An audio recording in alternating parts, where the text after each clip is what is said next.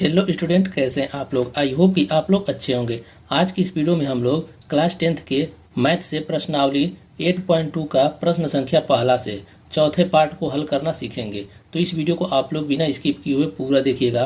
पहला और दूसरा और तीसरा पार्ट का मैं वीडियो ऑलरेडी बना चुका हूँ। डिस्क्रिप्शन में लिंक है और प्लेलिस्ट भी है, आप लोग वहाँ से जाकर देख सकते हैं। ठीक है, तो चलिए हम लोग चौथे पार्ट को हल करना सीखते हैं।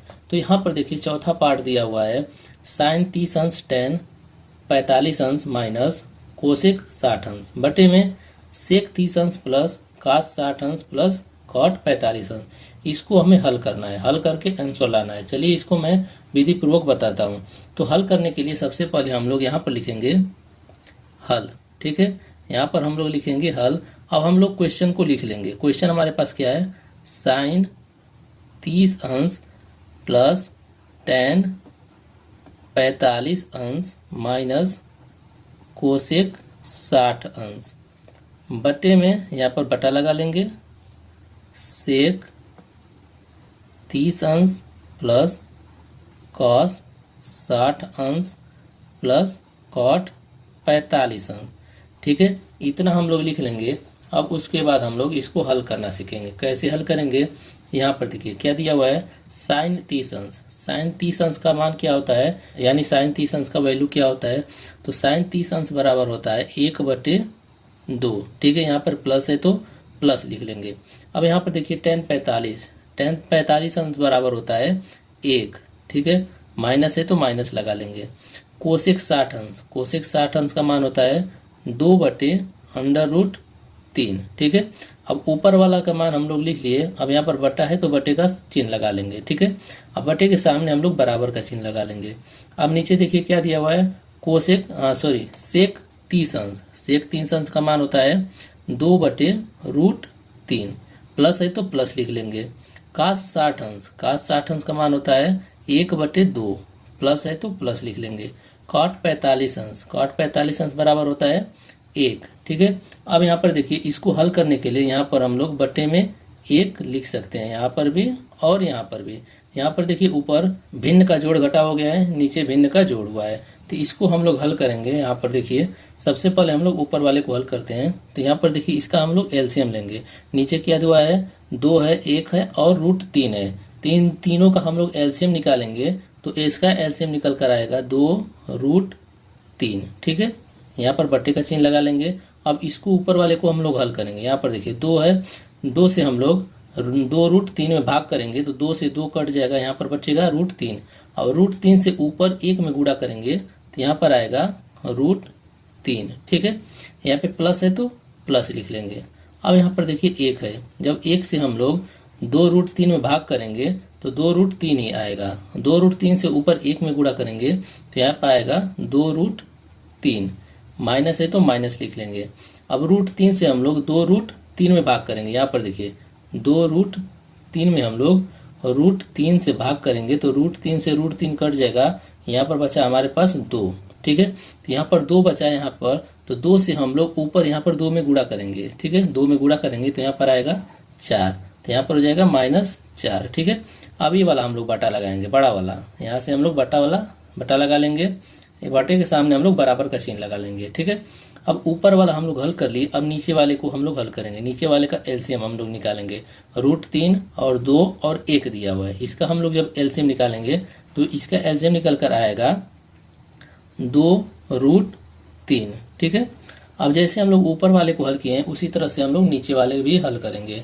ठीक है, अब यहाँ पर देखिए √3 से 2√3 में हम लोग भाग करेंगे तो यहाँ से √3 से √3 कट जाएगा, बचेगा 2। 2 का ऊपर 2 में गुणा करेंगे तो हो जाएगा 4, प्लस है तो प्लस लिख लेंगे। ठीक है, अब यहाँ पर देखिए 2 से हम लोग इसमें भाग करेंगे तो 2 से 2 कट जाएगा, बचेगा √3। √3 से हम लोग ऊपर 1 में गुणा करेंगे तो आएगा यहाँ पे √3।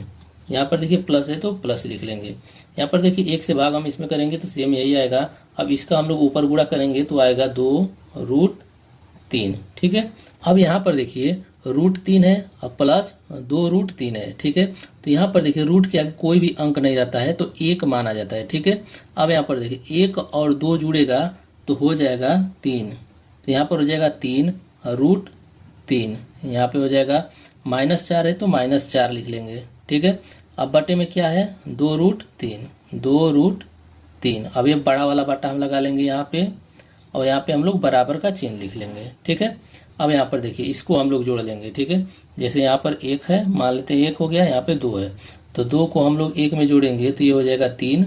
ठीक है, तो यहाँ पर हो जाएगा 3√3 प्लस 4 है तो प्लस 4 बटे में क्या है 2√3। ठीक, अब यहाँ पर देखिए इसको हम लोग, ये भाग के रूप में है तो इसको हम लोग गुणे के रूप में कन्वर्ट करके हल करेंगे। ठीक है, जब हम लोग गुणे के रूप में कन्वर्ट करके हल करेंगे तो ये ऊपर वाला जो है जैसे है सेम वैसे ही लिख लेंगे। √3 हो गया माइनस 4/2√3। अब यहाँ पर देखिए नीचे वाला जो है इसको हम लोग जब गुणे में कन्वर्ट करेंगे तो ये जो नीचे वाला भाग है ऊपर हो जाएगा और ऊपर वाला मान नीचे हो जाएगा। ठीक है, तो ये जो नीचे वाला है ये ऊपर हो जाएगा, यहाँ पर गुणे का चिन्ह लगा लेंगे, नीचे है तो ऊपर हो जाएगा 2√3 बटे में यहाँ पर देखिए 3√3 प्लस 4। ठीक, अब यहाँ पर देखिए 2√3 है, 2√3 है, इससे ये कट जाएगा, तो ऊपर क्या बचा हमारे पास, ऊपर बचा 3√3 माइनस 4। ठीक है, बटे में नीचे क्या बचा हमारे पास 3√3 प्लस 4। अब यहीं पर हम लोग आंसर मान लेंगे, लेकिन यहाँ पर एक दिक्कत ये है कि नीचे जो रूट रहता है, रूट में मान आता है तो वो आंसर सही नहीं रहता है। ऊपर रूट में रहेगा तो चलेगा, लेकिन जो हर में रूट का मान आएगा तो वो सही नहीं माना जाएगा। ठीक है, तो इस रूट को हटाने के लिए हम लोग हर का परिमेयीकरण करते हैं। ठीक है, तो जैसे हर का जब परिमेयीकरण करते हैं तो नीचे देखिए यहाँ पर प्लस है, तो जितना मान दिया रहता है उसी से हम लोग ऊपर गुणा कर देते हैं और नीचे भी गुणा कर देते हैं। लेकिन यहाँ पे साइन प्लस रहेगा तो माइनस हो जाएगा, माइनस रहेगा तो प्लस हो जाएगा। यहाँ पर देखिए प्लस है तो माइनस हो जाएगा, यहाँ पर गुणा करेंगे। ठीक है, √3 3√3 हो जाएगा, प्लस है तो माइनस से हम लोग गुणा कर देंगे, -4 बटे में नीचे सेम वही रहेगा 3√3 माइनस 4। ठीक है, यहाँ पर हम लोग लिख लेंगे हरों का परिमेयीकरण करने पर, हरों का परिमेयीकरण करने पर।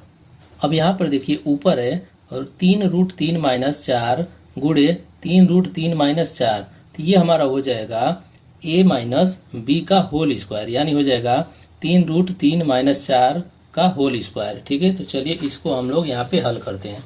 ठीक है, जैसे क्या दिया हुआ है 3√3 माइनस 4 का होल स्क्वायर। ठीक है, तो यहाँ पर ये देखिए ये हो गया a, ये हो गया b। ठीक है, तो ये हो गया a माइनस बी का होल स्क्वायर, तो a माइनस बी का होल स्क्वायर बराबर होता है a स्क्वायर माइनस, यहाँ पर देखिए a स्क्वायर माइनस 2ab और प्लस b स्क्वायर। ठीक है, तो इसी फार्मूले पर हम लोग इसको तोड़ देंगे। ठीक है, तो तोड़ेंगे तो यहाँ पर हो जाएगा, यहाँ पर देखिए 3√3 का स्क्वायर, यहाँ पे माइनस है तो माइनस, 2 है तो 2 लिख देंगे, गुणे a के जगह पर क्या है 3√3 गुणे b के जगह पर क्या है 4। ठीक है, 4 हो गया, यहाँ पर प्लस है तो प्लस, b स्क्वायर की जगह पर क्या है 4, तो यहाँ पर हो जाएगा 4 का स्क्वायर। अब इसको हम लोग हल करेंगे जब, तो यहाँ पर देखिए इसका हम लोग स्क्वायर करेंगे तो 3 का स्क्वायर करेंगे तो 9 हो जाएगा, गुणे √3 का स्क्वायर करेंगे तो 3 हो जाएगा, माइनस है तो माइनस हो जाएगा।